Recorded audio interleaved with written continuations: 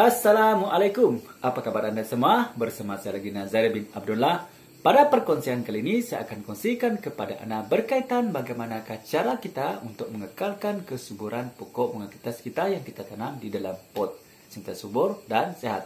Baiklah teman-teman ya, sekiranya Anda ingin mengetahui apakah tips-tips ataupun cara yang saya akan kongsikan kepada Anda dalam perkongsian saya pada kali ini, pastikan Anda terus mengikuti perkongsian saya pada kali ini hingga selesai. Oke, jom kita teruskan. Oke, baiklah teman-teman ya, seperti biasa teman-teman, untuk perkongsian saya pada kali ini, saya kongsikan khas untuk Anda, ya untuk Anda seorang peminat pokok bunga kertas ataupun pokok bunga bil yang tidak tahu bagaimana cara ataupun tips yang boleh Anda lakukan apabila Anda ingin memastikan pokok bunga kertas Anda sentiasa sehat dan subur di dalam pot ataupun pasu. Oke, baiklah teman-teman ya, seperti biasa teman, saya akan kongsikan kepada Anda secara bareng-bareng, secara santai-santai saja ya.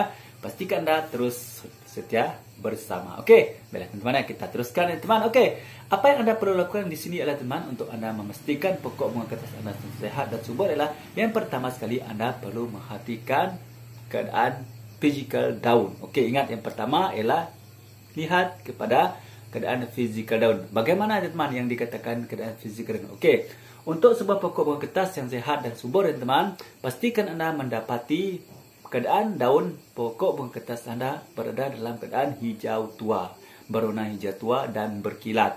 Dan apabila Anda lipat macam tu ya, daun pokok bunga kertas Anda berbunyi seperti keropok. Itu adalah tanda bermakna pokok bunga kertas Anda hidup sehat dan subur. Itu dari segi daun. Ingat ya, berwarna hijau tua dan berkilat. Okey, lepas tu yang kedua ya teman, apa yang Anda perlu pastikan pada pokok bunga kertas Anda ialah pastikan pokok bunga kertas Anda memiliki akar serabut yang banyak. Okey, kenapa teman-teman? Okey, kerana apabila pokok bunga kertas Anda memiliki akar yang serabut yang banyak, ini akan dapat membantu ya teman, akan dapat membantu menyuburkan tunas dan dapat membantu memperbanyakkan tunas-tunas baru tumbuh. Apabila akar pokok bunga kertas Anda berdalam banyak dan berserabut teman, ini sangat-sangat membantu ya teman, sangat-sangat membantu pokok bunga kertas Anda akan mengeluarkan tunas yang banyak dan memperbanyakkan tunas-tunas yang baru pada pokok bunga kertas Anda. Itu adalah sangat penting untuk Anda pastikan bagaimanakah keadaan akar pokok tunas Anda yang boleh memastikan pokok bunga kertas Anda akan berada dalam keadaan sehat dan subur. Itu pada keadaan yang kedua. Okey, ingat tu, yang kedua tadi mesti pastikan pokok bunga kertas Anda memiliki akar serabut yang banyak. Okey, itu yang kedua. Okey, sekarang kita pergi ke ciri-ciri yang ketiga. Okey, ciri ketiga yang Anda perlu perhatikan di sini teman ya. Pastikan Anda perhatikan pokok bunga kertas Anda itu memiliki batang yang kukuh. Okey, kenapa perlukan batang yang kukuh? Okey, batang yang kukuh di sini kita perlukan ialah teman adalah apabila pokok bunga kertas Anda memiliki batang yang kukuh, ini akan membantu ya teman, akan membantu pokok bunga kertas Anda akan mengeluarkan ya, akan mengeluarkan cabang-cabang ataupun ranting-ranting yang baru. Jadi di sini nanti bermaknanya, maksudnya di sini teman, pokok bunga kertas Anda nanti akan mempunyai cabang-cabang dan ranting-ranting yang banyak. Di mana ini merupakan salah satu tanda membuktikan bahwa pokok bunga kertas Anda itu berada dalam keadaan subur dan sehat walaupun Anda menanam di dalam pot. Itu adalah tiga perkara ya, tiga perkara yang Anda perlu perhatikan ya teman, apabila Anda ingin memastikan bahwa pokok bunga kertas Anda itu berada dalam keadaan sehat dan subur. Ingat teman, ini adalah tanda ya.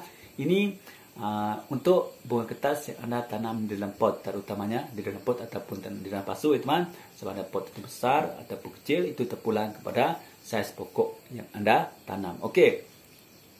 Dan yang kedua teman, apa yang kita perlu lakukan di sini, bagaimanakah cara kita untuk membantu menyuburkan pokok bunga kertas kita yang kita tanam dalam pot itu. Ini sangat penting teman, ini perkara yang sangat-sangat penting, perlu Anda perhatikan betul-betul dan perlu Anda lakukan secara betul. Okey, teman, untuk memastikan ya pokok bunga kertas Anda sentiasa berada dalam keadaan subur dan sehat, terutamanya yang Anda tanam di dalam pot ya ataupun pasu, pastikan Anda memperhatikan 4 perkara ini.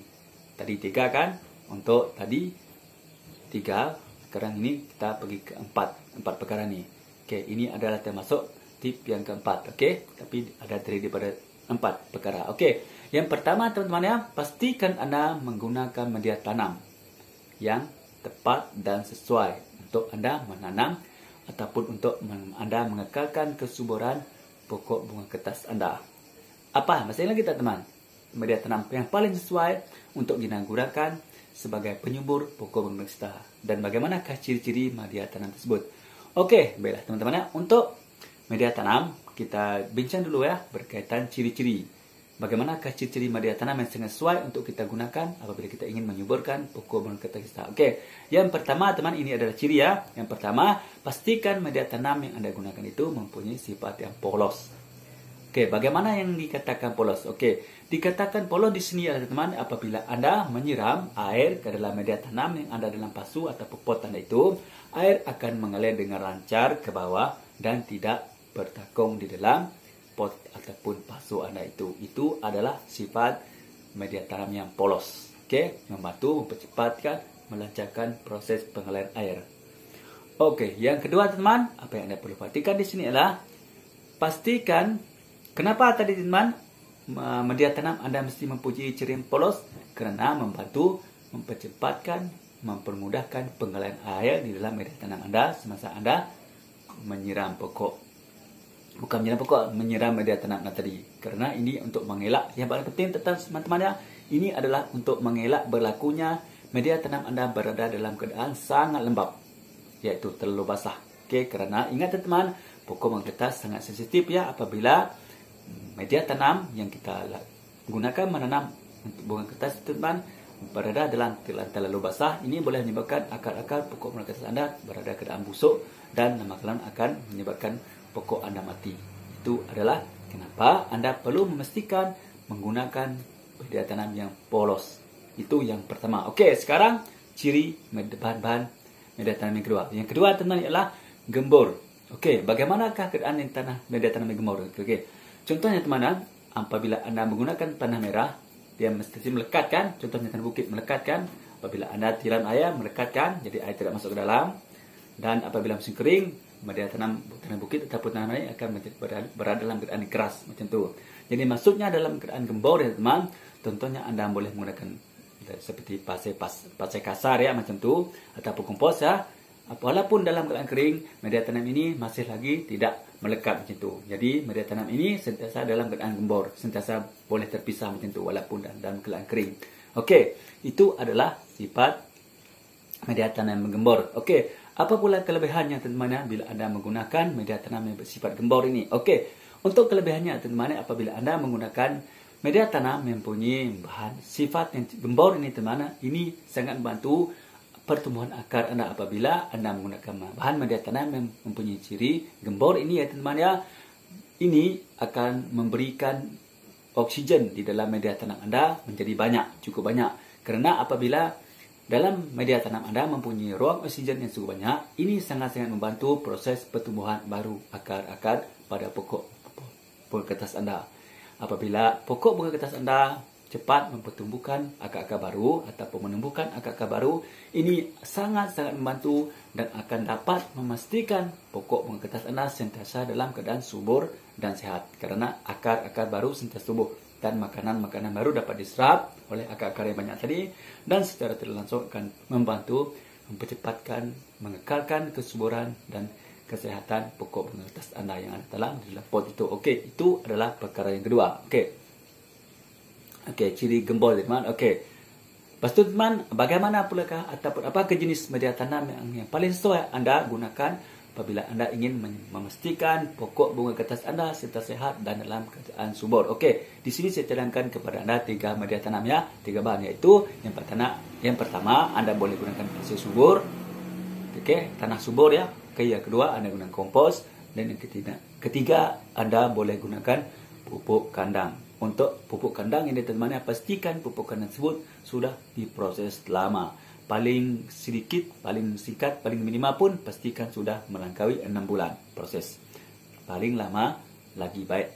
Okey, itu adalah untuk media tanam. Jadi anda boleh menggunakan di sebah. Contohnya sekiranya anda menggunakan tanah subur 40%, lepas tu kompos 30% dan pupuk kandang 30%. Anda boleh gunakan macam itu. Ataupun tanah subur 50%, Lepas tu kompos 30% dan pupuk kandang 20%. Yang penting jadi 100%. Itu adalah untuk media tanam. Okey, teman-teman. Okey, sekarang kita pergi ke perkara yang kedua.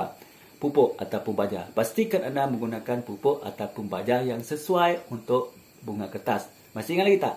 Apakah pupuk ataupun baja yang paling sesuai untuk kita gunakan menyuburkan pokok bunga kertas? Sudah pasti teman-teman, pupuk NPK 16, 16, 16 yang berwarna biru. Itu adalah merupakan satu jenis pupuk ataupun baja yang paling sesuai untuk kita gunakan menyuburkan pokok bunga kertas kita dan sehat, terutamanya kita tanam di dalam pot ataupun pasu. Okey, itu perkara yang kedua. Kena pastikan ya. Okey. Lepas itu teman, perkara yang ketiga, apa yang anda perlu lakukan di sini ialah pastikan anda meletakkan tempat anda meletakkan pokok bunga kertas yang anda tanam dalam pot ataupun pasu, teman. Pastikan anda meletakkan di tempat yang paling sesuai. Di mana? Masih lagi tak? Okey. Untuk mengekalkan dan membantu kesuburan dan kesihatan pokok bunga kertas anda, terutamanya yang anda tanam di dalam pot ya teman, pastikan anda meletakkan pokok bunga kertas anda di tempat yang luas dan lapang. Ini maknanya teman, anda tidak boleh meletakkan pokok bunga kertas di bawah pondok, di bawah rumah, di bawah bangunan ataupun di bawah pokok. Okey, kerana tidak terkena pancaran matahari yang cukup.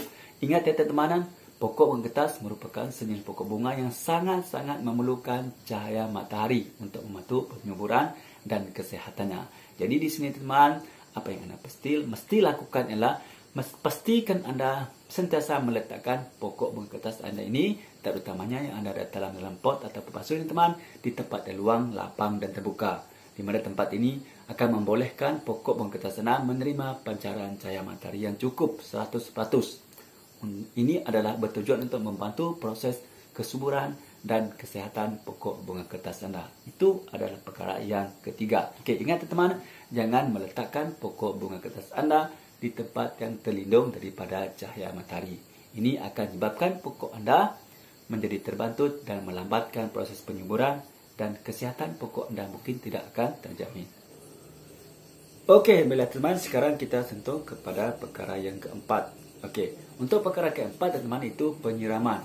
Bagaimanakah penyiraman yang betul kita lakukan ataupun bilakah masa waktu yang betul ataupun tempat yang kita boleh lakukan apabila kita ingin melakukan penyiraman pada media tanam pokok bunga kertas kita.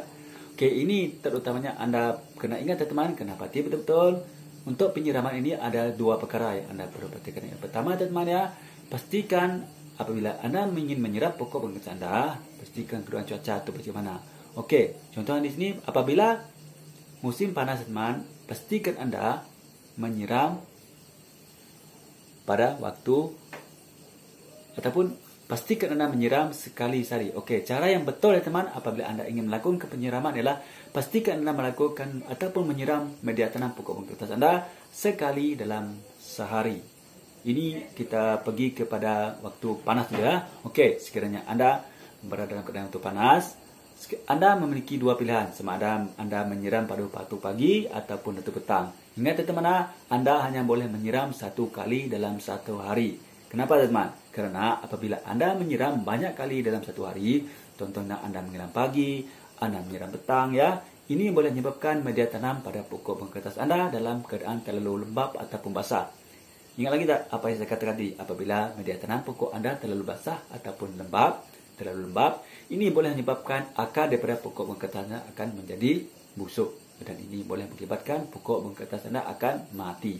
Oleh sebab itu teman, apa yang anda perlu perhatikan di sini ialah apabila anda ingin melakukan penyiraman kepada media tanam pokok bunga kertas anda, pastikan anda memilih antara waktu ini, sama ada pagi atau petang. Sekiranya anda menyiram waktu pagi, anda siram waktu pagi saja. Sekiranya anda memilih waktu petang ataupun sore, anda siram waktu petang saja. Itu adalah cara yang betul. Okey, ini untuk cuaca musim panas ya. Okey, bagaimana pula untuk keadaan cuaca musim hujan? Okey, pada musim hujan teman-teman, anda digalakkan tidak menyiram pokok anda selama beberapa hari. Semasa sekiranya masih berlaku hujan beberapa hari, jangan melakukan penyiraman. Kerana pada musim hujan teman-teman, sudah pasti media tanam pokok bunga kertas anda yang anda tanam di pot itu ataupun pasu itu sudah pasti berada dalam keadaan yang sangat lembab dan basah sekali. Jadi di sini anda tidak digalakkan untuk melakukan penyiraman. Biarkan pot media tanam anda itu macam tu, ataupun untuk mengelakkan teman-teman ya daripada media tanam anda terlalu basah. Saya kongsikan tips kepada anda sikit ya. Ambil beg plastik ataupun apa-apa, beg plastik, kertas plastik kah, tutup media tanaman itu. Apa tu, tahankan dengan menggunakan batu bata saja, batu apa saja ya, ataupun kayu. Yang penting jangan media tanam anda itu terkena siraman air hujan yang terlalu basah. Boleh. Itu adalah perkara-perkara ataupun tip-tip ataupun cara yang anda boleh lakukan apabila anda ingin menyuburkan dan memastikan pokok bunga kertas anda subur dan sihat walaupun anda tanam di dalam pot ataupun pasu. Okey, baiklah teman-teman ya, saya rasa cukup sampai setakat ini dulu untuk perkongsian daripada saya pada kali ini. Mudah-mudahan bermanfaat untuk anda ya, sebetulnya untuk anda seorang peminat pokok bunga kertas yang masih lagi tidak tahu bagaimana cara ataupun tips yang anda boleh lakukan apabila anda ingin menyuburkan pokok bunga kertas anda supaya subur dan sehat, terutamanya pokok bunga kertas yang anda tanam di dalam pot ataupun pasu. Okey, baiklah teman-teman, seperti biasa teman-teman, sekiranya anda merasakan perkongsian daripada saya pada kali bermanfaat untuk anda, pastikan anda klik tombol subscribe dan tekan tombol loceng supaya anda menjadi orang yang pertama sekali akan dapat mengikuti perkongsian terbaru daripada channel ini, iaitu channel Nazir Abdullah, di mana channel ini teman membincangkan berkaitan dunia pembonsaian. Dan ingat ya, pokok bunga kertas juga merupakan satunya pokok bunga yang sangat sesuai kita jadikan sebagai bahan bonsai, dan bonsai yang akan memiliki ciri-ciri bonsai yang cantik dan bernilai tinggi suatu masa nanti. Okey, baiklah teman-teman ya. Sekiranya anda yang masih lagi belum subscribe itu teman, sila subscribe ya, kerana subscribe itu gratis, gampang dan mudah. Marilah kita sama-sama berkongsikan ilmu manfaat. InsyaAllah kita juga akan mendapat nanti. Baiklah teman-teman ya, sekiranya anda memiliki cadangan atau pertanyaan ya teman-teman, sila tulis dalam komen ya. InsyaAllah saya akan jawab pertanyaan anda. Dan sekali lagi terima kasih saya ucapkan kepada anda kerana sudah mengikuti perkongsian seperti ini dari mula hingga selesai. Bermanfaat ya teman-teman. Okey, baiklah teman, seperti biasa teman-teman ya. Marilah kita, sebelum saya mengakhirkan perkongsian saya pada kali ini, marilah kita sama-sama bersalawat kepada kekasih kita Nabi Muhammad SAW. Mudah-mudahan kita mendapat sahabatnya dari dunia sampai. Jom kita bersalawat sama-sama. Bismillahirrahmanirrahim. Allahumma salli ala Sayyidina Muhammad wa ala alihi wa sahbihi wa barik wa sallim. Baiklah teman-teman, cukup sampai setakat dulu untuk perkongsian saya pada kali ini. Salam satu bis, salam bonsai. Assalamualaikum, bye-bye.